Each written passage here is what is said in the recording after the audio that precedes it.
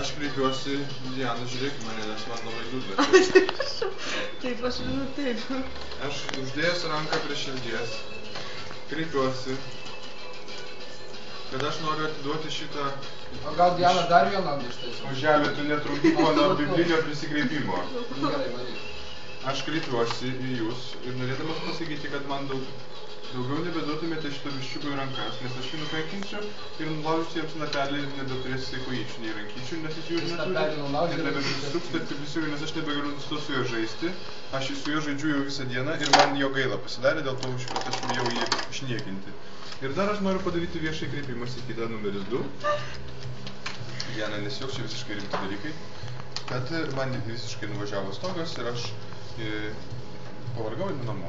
Aš tau palaikytų už rankos, žiūrėk, kas atsitiko. Prisėd ar padirbi iš... Ne, aš norėčiau, kad tu man palaikytum ne už rankos. Už kojas. Na, ne, ir ne už kojas. Supratau, pavalgyk, džiugai.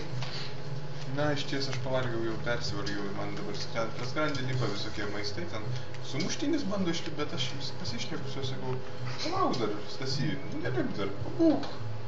Jau ten gerai, nesijuokit iš manęs. Džiugai, einam tada prasivaikščiot kur nors. Eime, pasivaikščiosim po pievas, pariukiškai palakstysim per balas, pasitaškysim nuogais pimpalėliais per balas. Iš tiesų, man labai patiktų. Einam pasivaikščiot, Džiugai. Bet tai reikia atsukti laiką, o laikas laiko nesustabdys. Džiugai, girdi, negąsdink manęs, einam pasivaikščiot. Gal nebebus tau jau 5 metų, Diana, niekada gyvenime, tau jau 16 ir taip bus visuomet.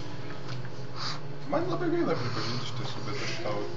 Man tenka tau pasakyti iš tiesų, nes tu turėtum žinoti teisybę. Aš galime eiti į eterį dabar. Aš suprantu, kad tau nesakė tėvai. Klausyk. Iš tiesų, aš skaičiau šitą laikraštį, žinau.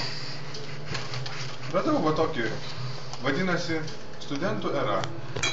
Atsiverčiu antrą puslapį. Aš čia turiu radiją klausytis. Važiuoju, tu trukdai mano viešai kreipimąsi. Toliau kreipkiu. Tu esi blogas fonas mano kairėje. Galime tylos. Kai bus į eterį, tai Tai aš nieko iš tikrųjų nebesakysiu daugiau, nes manau, kad... Ką jau čia bepasakysi? Atjungia šildymą, radiatoriai nebešildo, televizorius sugedo ir laikraščių nieks neatneša. Gal jau mirsiu po kokių 3 dienų.